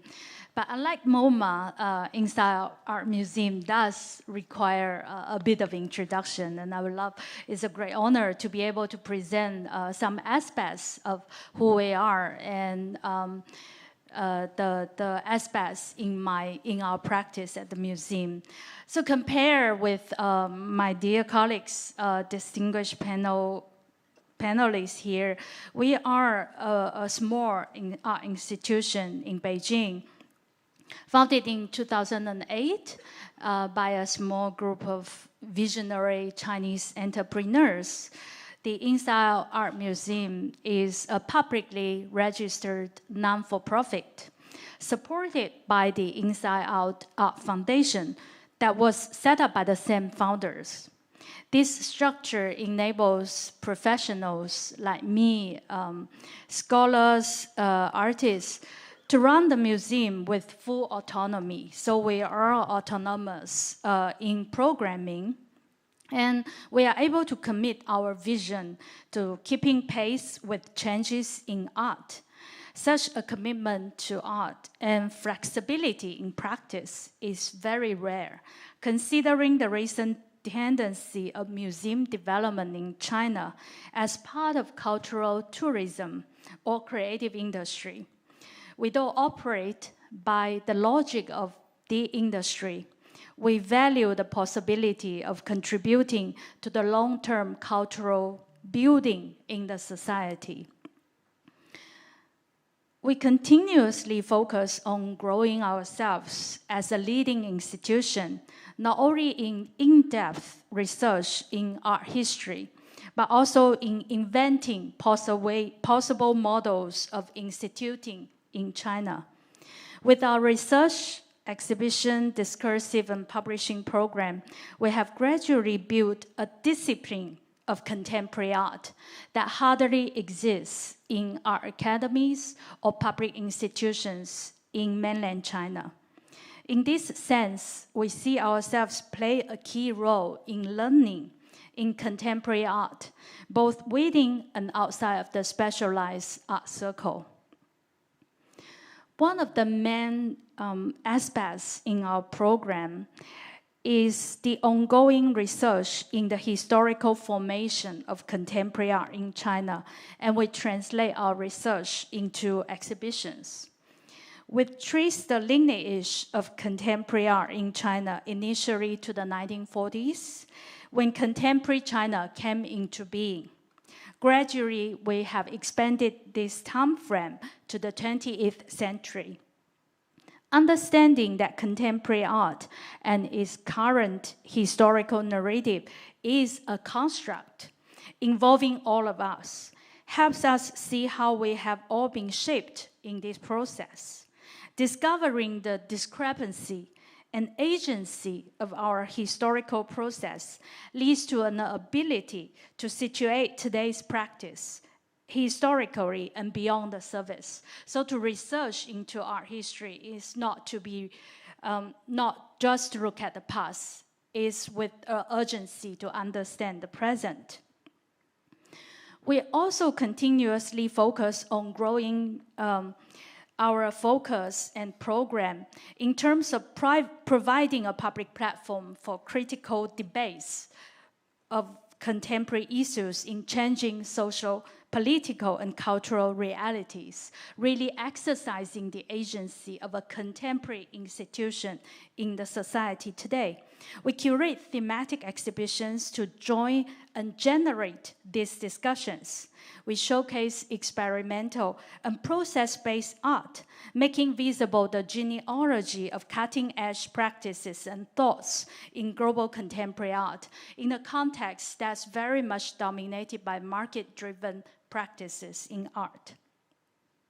With our ongoing research in art history, we also partner ourselves with leading scholars in fields of humanity in China. We invite lecturers, scholars to talk about their respective research. They include scholars in history of literature, both Chinese, modern and contemporary literatures, intellectual history in China, philosophy, film studies, and cultural studies, among many others. Since 2018, we have initiated a lecture and publication series titled China as an Issue. This discursive program covers topics related to both the historical formation and contemporary development in China, stressing the connections between forms and thoughts by calling into question the underlying typology of the inside and the outside. We consider China as an issue requiring discussion rather than already having an established premise. By inviting fellow thinkers from a wide range of disciplines to discuss these topics, we are able to negotiate and push the parameters of art and stimulate a discourse that intersects art with other discursive fields. With them, we have woven a growing web of scholarship to understand China, both historically and in the present tense. Hopefully, this very brief introduction can give you an impression of the inside of art museum, but also my vision of an art institution as truly a site of learning in the specific context of China. I think of art museum as a serious intellectual undertaking and a vigorous practice of humanity, not as a site for spectacle, entertainment, or consumption. The operation of art should not be trapped in a small circle of power elites or become a project of populism, pursuing the agreement of capital or the state. Only when we are free from these utilitarian agendas, art and art museums have the possibility and agency to imagine things differently. Thank you. Thank you. Very quick, I love the phrase, a museum that thinks and learns continuously. I think you could carve that into the side of any museum. It would be a good idea. But you are a small institution, but what you've described is a huge ambition. I mean, you could have made that speech as a university president. You're tackling these giant topics. So I'm just curious, who are your allies in this endeavor, you know, in today's Beijing? Like, who are the other players that help you with tackle this huge task that you're describing? Thank you so much for this question. I actually have witnessed the kind of forming of almost a very dynamic intellectual community around the museum. We are very much loved and supported by many leading scholars in literature, in history of intellectual history, in philosophy, in anthropology, many leading scholars that have a very strong urgency to engage with China today found the possibility to share their scholarship outside of the academies with the wider public and to connect their findings and scholarship with contemporary art, something that they find that is a way to speak with contemporary society. And so I would very much see ourselves as part of that intellectual community in China that's thinking very actively and trying to understand and decipher China from inside. Great, decipher China from inside. Seb, so now we're navigating out to the shoals of more popular culture, if we might, to some extent. To some extent. At ACME, the Australian Centre for Moving Image. And, you know, the great thing about moving image, or certainly the film side of it, is everybody has an opinion. Everybody thinks they're an expert already. So tell us how you construe learning. Yeah, so look, I'll give a little bit of a view of what we are first. So thanks a lot for having us here. It's such an honour. It's amazing. It's been a great 48 hours so far, with more to come. All right, let's get started. Let's see. Okay, so this is the Australian Centre for the Moving Image. We're a public state museum in central Melbourne with a diverse visitation of about 1 million people per kind of year. We were built in 2002 and did an expansion project between 2019 and 2021. You know, we spread over 4 levels, 4 galleries. We have 2 very large cinemas, 3 labs, an incubator, gallery, streaming service, and our exhibitions that we build travel around the world on decade kind of long tours. So I'm going to speak over a video so you get a sense of what it is. Learning is really woven throughout all of our practice. This starts when visitors get a free kind of lens when they walk into the kind of building that lets them collect and take home the things they see. And this also allows them to connect the works they have captured to other works, both in our collection and in other collections. Learning is, of course, complicated by kind of the reality that our audiences know depth.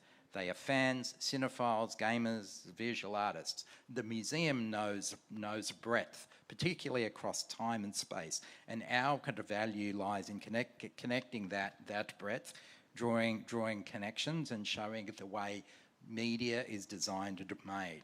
We are a museum of multiple time-based, durational and interactive media forms, and we are a museum of emergent media forms. Where art made with software and large kind of teams of people was an exception and not the kind of rule in 2002 when we opened. That has radically flipped kind of now. Software-made works are kind of the norm, and even the new films we show in our cinemas arrive as digital prints reliant on software for kind of playback. We are a museum, therefore, where the process of making is largely quite opaque, and that process that for film and games and media art needs teams with specialised crafts, access to capital and access to advanced tools. When media and software affect our world across politics and our economy and dominate our social lives, there are new critical literacies for kind of modern kind of life, which affects our sense of democracy and culture. So that's where the new types of learning and designing our spaces to allow for learning is so kind of critical. So this very strong process on showing craft, human expertise is absolutely critical now in this age of AI. We need to be thinking about the new kind of literacies that our audiences need. Screen literacies, digital literacies, and computational literacies as image and media production and consumption become so computationally reliant. Setting up a museum and designing spaces to allow this sort of learning to happen is really critical. So we've spent a lot of time designing spaces and focusing on how to design for visitors to spend time with works, design to restore focus, and design to restore attention. We know that this means actively working to slow our kind of visitors down, actively working to design spaces and interpretive experiences that allow people to rebuild those muscles of focus that have been perhaps stolen by our devices here. So we have these experience principles. We have 3 experience principles. And I just wanted to touch on these because people have talked in the last sessions a bit about measurement and evaluation and proving these kind of things work. So we have 3 very basic design principles which roll out across all of our work and also are captured in our rolling visitor surveys that we do year round. So these experience principles are very simple. Things must be legible, accessible, and also memorable. And if we meet all of those 3, we can declare that we've set up an environment for effective learning and actually success. So here's some data from our last quarter. What I love about this is that legibility leads to trust. And what we see at the bottom here, 84% of our visitors trust our recommendations. This allows, this kind of trust allows us to have confidence in doing bolder, more experimental programming because our audiences are ready to come kind of with us. Also, important that we reflect our increasingly diverse society. So 89% of visitors agree with that. But I also like kind of this in the memorable. Memorability is, of course, helped by the kind of lens experience, which allows people to take their experience home with them. It changes the way people think about both screen culture and also museums. So it's starting to affect what people expect of other museum experiences too, which I feel helps move our field forward and really foregrounds the importance of designing for learning rather than expecting that this will just happen. Fabulous. I think you are maybe the only museum in the world that would get a 97% innovation score. I know, right? That's pretty I'm not amazing. sure if that's good. It's a little scary, actually, that to be honest. You could take that to the bank, as they say. I wish. So 4 very different institutions, and those 4 very different contexts, each one illuminating a different facet of what learning can mean. And, my follow-up question to you, but really this is where I want to open it up to everybody, but we can also toss it to you first, is who is this for? I think that, as I mentioned earlier, there has been a kind, like in one's mind, museum learning is very much connected to youth. I mean, in the US, by the way, 80% of museum education dollars go for programs for people under 18. So in that context, who is it for? Who should it be for? So for us as a state-owned kind of museum, we are responsible to the Victorian and Australian public first and foremost. Our visitors are young, about 70%, 16 to 35-ish, right? So we have a young audience. We are the next sort of generation of consumers and makers and thinkers. And so I think giving younger visitors a museum experience that evokes a sense of curiosity that they take to other places is our role. and we are engaging with media forms that they are consuming all of kind of the time, scrolling through TikTok, etc., etc., giving them the critical literacies or the awakenings of a need for a critical literacy there builds a better, more democratic public. Now, the other three people here are all living in aging societies, rapidly aging societies. You know, in 5 years, there'll be more old people than young people. Tell us a little, how do you think about this age issue? I just think, I think programs for elders is so important, and I think social isolation, especially in the West, for people living alone whose partners have passed or who are single, is also very key. So for me, yes, a lot of the programming is targeted towards younger people, but equally important is to ensure there's intergenerational programming where people are learning from each other across different age groups. So I'd love to see more of that developed as kind of a formal strand. Specifically for elders in society who are living in a form of social isolation. Any thoughts? I would just echo that, but also mention that we need to serve the public that actually visits the museum, and I agree that it needs to be intergenerational. We need to have programs not only for kids and teenage, but also for older adults. The museum can actually be an extraordinary space for them. But we should first serve the public, and almost 60% of our public come from abroad. So we are really serving different communities, different population.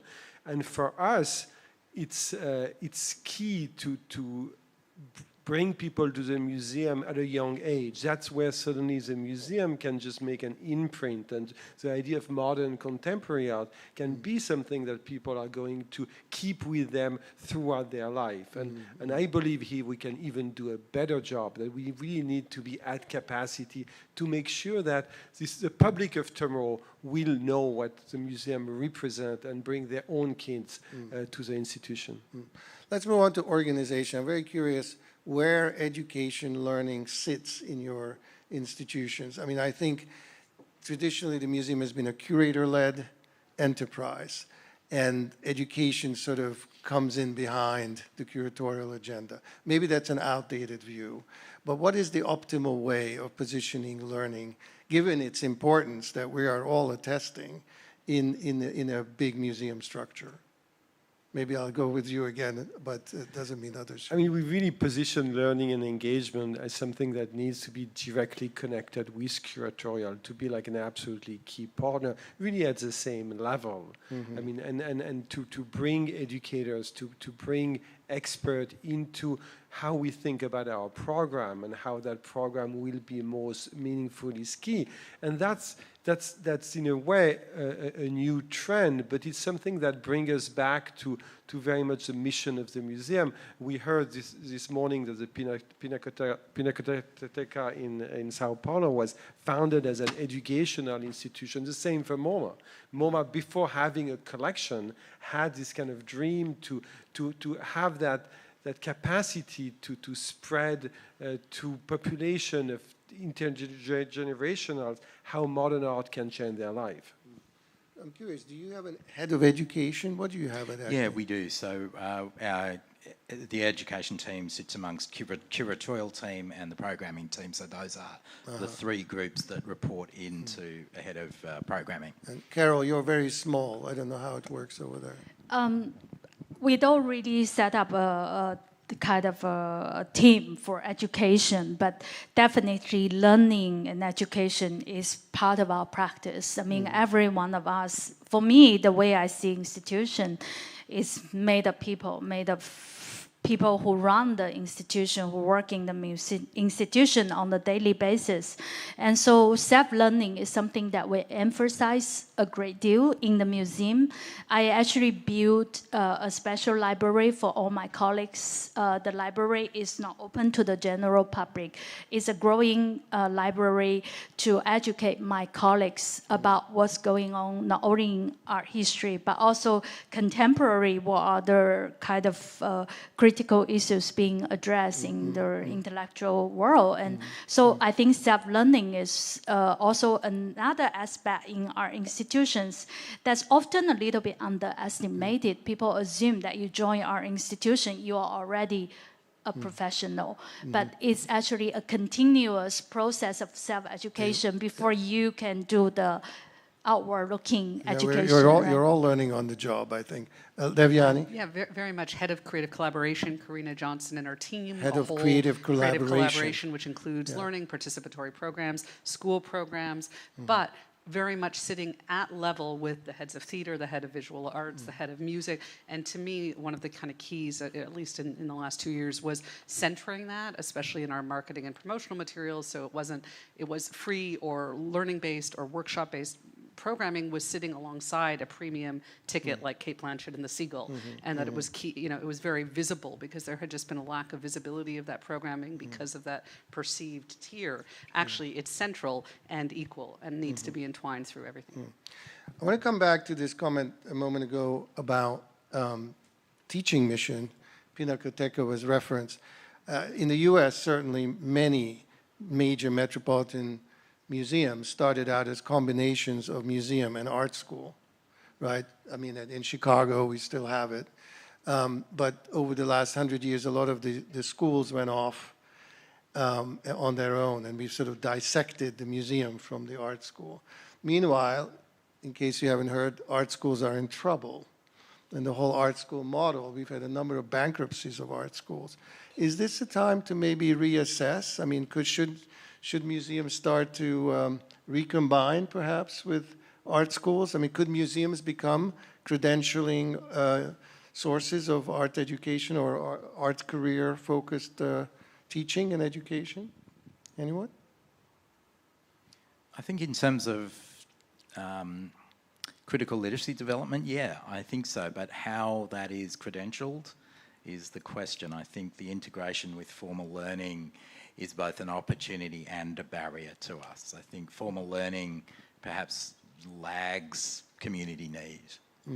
I think it's that tension. I think we all operate in a space where the informal learning, if we're in spaces that are well designed and programs that are well designed, far exceeds the opportunities of formalised learning.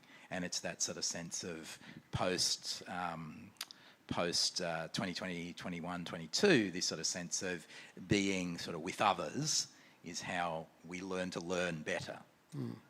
And we could add to that universities. I think it's really about reaching out to educational organizations and to see how we can bridge that divide just to bring those institutions closer to each other. Yeah, I think that separation maybe wasn't such a great idea, thinking back. Good. Okay, well, we have a couple more questions we can explore. What is this? Learning, and specifically, who's doing the learning?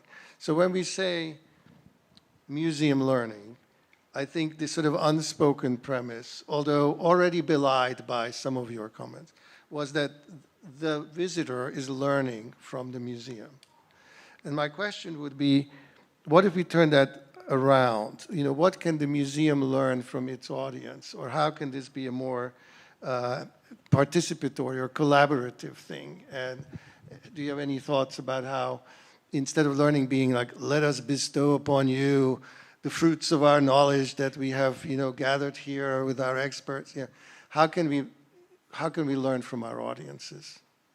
Or how can they be the source of learning for each other? I think in some of the examples that interest me, it's learning is not just disseminating, it's sharing and exchanging, and it's a two-way exchange. I think the challenge that we've been facing and working on is how do you capture that exchange from kind of an audience perspective, measure it, discuss its impact, especially around surveys, data, people's comfort with surveys, with data collection, or anecdotal reflection. So it's kind of how do you actually take that amount of information back in so the institution itself is learning and therefore better able to serve its publics. But that is, I think, well, all of us have departments that are dedicated to that, but how can we do that in better and more fruitful ways?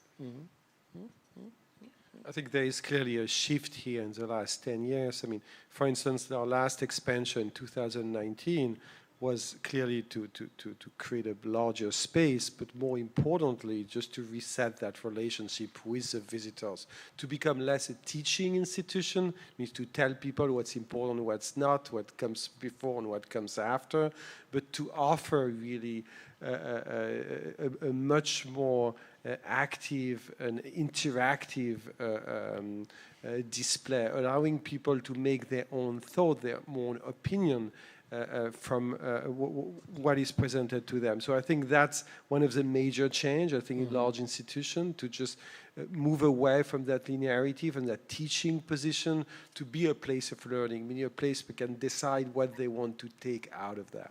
And where are they accessing that in your futurology mind? Is it through their phones? Is it through wall text? Is it through some after gallery experience? Is it in the, like, where do you add on that? All of the above. I mean, it's clearly, there is no, I think there is just not one way to engage the public today, and all those things complement each other. And clearly, like, screens and digital technology can really enhance their visits.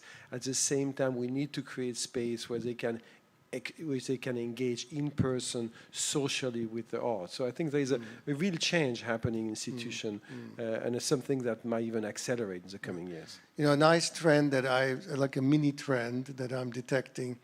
I was in Mexico City at the Tamayo Museum, and they had in one of the exhibitions, and I've now seen several of these, kind of like an area that was constructed inside a gallery, almost like a little auditorium, like a circular conversation pit, where the audience was invited to sort of reflect together on what they were seeing. You know, I think those types of interventions sound cool. Do you have something like that? Yeah, look, I think, you know, we know that when people come and see films in our cinema program, for example, they want to talk about them after the film.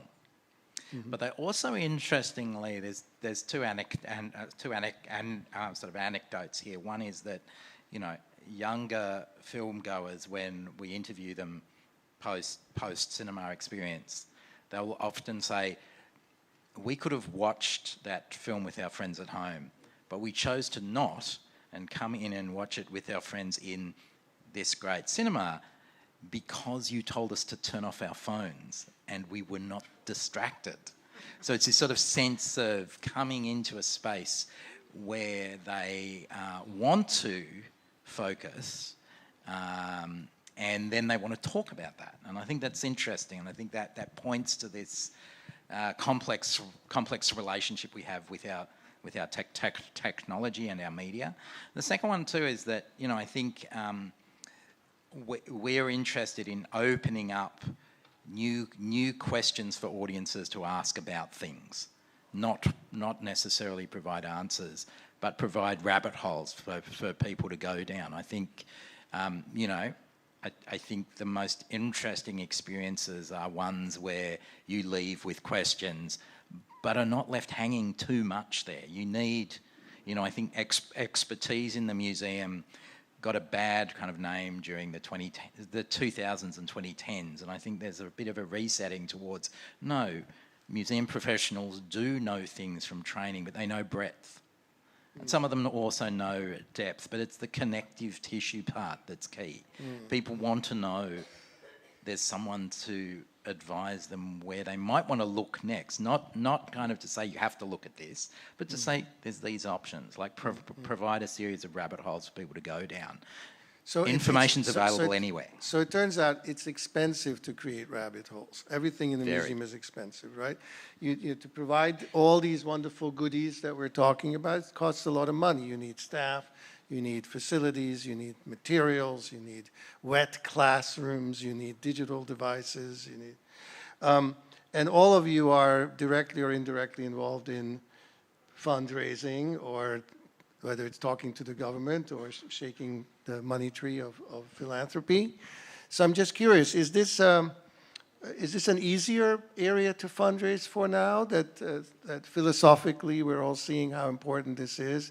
Is it challenging to raise money for education? Where does it lie on the difficulty scale? Looking at you, the biggest fundraiser. It's always challenging to raise money for anything we do. However, I think there is a real commitment for foundation and private individuals to help museums do a better job and sustain those efforts in learning. throughout the decades to come. I think the difficulty is just to add program, to be innovative while remaining sustainable. I mean, as you mentioned, museums are usually large organizations, and we need to be very careful at the pace of change. So you bring innovation, but an education is often a source of change, but you also want to make sure that the museum has a clear path going forward. So yeah, so don't jump on every bandwagon, because then you're going to be stuck to it. Yeah? Anyone, any other thoughts of raising money? Is it easy? Hard? It's really hard. It's but really I think hard. Okay. the clarity of why it matters and the difference museum experiences make in a society is more important to us to assert now with evidence than ever before. And I think as capital becomes harder to raise, and capital is expensive, and the museum, the fields my museum works with are high capital production fields, film, TV, games. If someone's going to donate money, they would put it into their own production first now. 10 years ago, perhaps not, but certainly now. So that sense of giving a rationale for that becomes more and more important. It's not just a good thing to do, but this is actually for the sustainability of those fields. It's for the next kind of generation of craftspeople within those fields. All of those roles in those credits of a film, that's craft. And people need to be inspired to know what those things are. But also, it's about democracy. It's about civil society, and it's about having a literate civil society in a world where literacies are not what they were 20 years ago, 50 years ago. So we can't finish this panel without a question about technology, and I'm going to ask actually all of you to have an answer to this hypothetical question. But to state the obvious, I think a lot of what we're talking about, not all, but some of it, is going to be delivered with new technological tools. You know, our visitors are walking into the museum with a supercomputer in their hands, which is already and soon will be equipped with AI. It will speak every language at every age level. It can be personalized. And that's just one technology that's available. So I just wanted to address the technology question with a hypothetical, which is this. Imagine if one of the world's great technology companies came to you, this is the dream of every museum director, by the way, and said, you know, we want to bring our extraordinary capabilities to bear on helping to solve your problems as regards museum-based learning. Whatever you ask for, we will build it for you. Tell us what you need. So what would you ask them to do? And I'm going to start with you, Seb, and we're going to come this way. Do you want the spicy answer or the vanilla answer? Obviously the spicy answer, please. A global taxation system that can fund culture, and companies pay appropriate taxation given their extraction of knowledge and resources from our world. We did not rehearse this question, so kudos to you. That was quick-footed thinking. But I would say the vanilla answer is, I think it's about, there will be technologies that can answer questions museums answer now. But I think the role of museums is to provide visitors with the ability to ask better questions and different questions. Carol, what's in your wish list?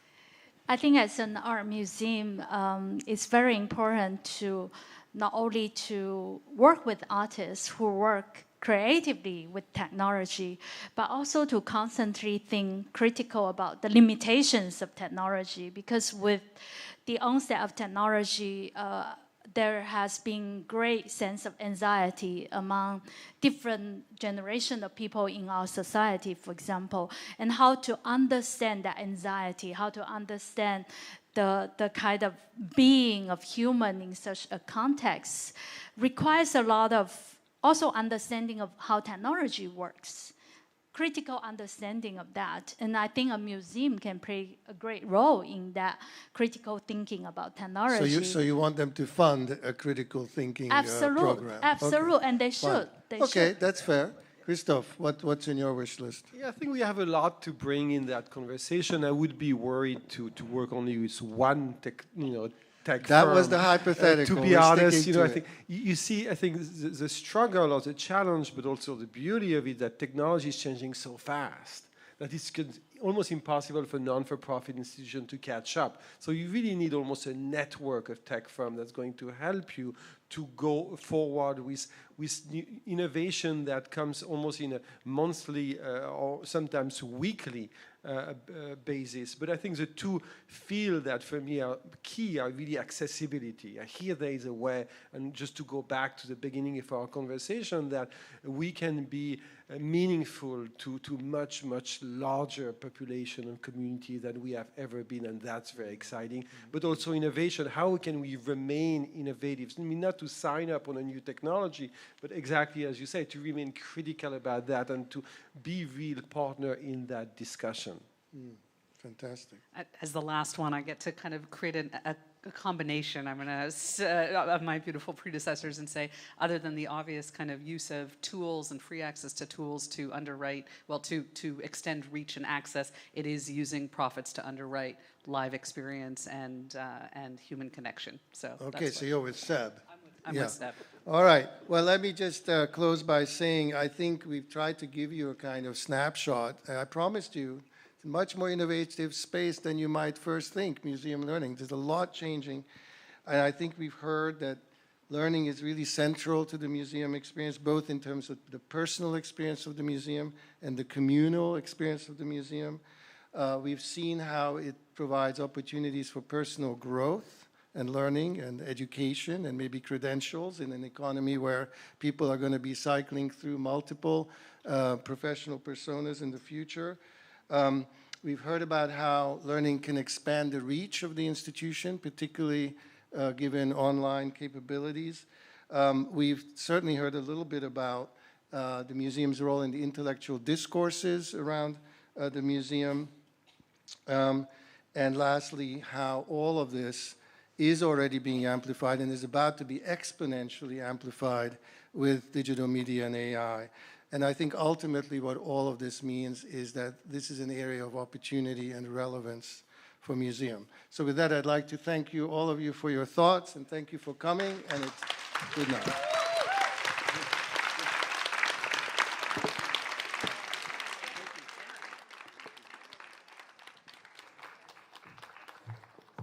And it's my job to say thank you to all of you for joining us today. On behalf of M+ and the West Kowloon Cultural District Authority, thank you for being part of our summit. And I hope you have had a really engaging and inspiring time. I know I have, especially these topics today are central to my work and the work of the learning team in all of our museums, and we'll really take inspiration from what we've heard. You're all invited to the party at M+ tonight, so if you wish to come back for 8:30, there will be a check-in counter at the Artist Square entrance. But for now, we ask you to leave your devices and exit the way you came in, and downstairs and exit through our B1 exit as they're getting set up for the party as we speak. Thank you. Thanks, everyone.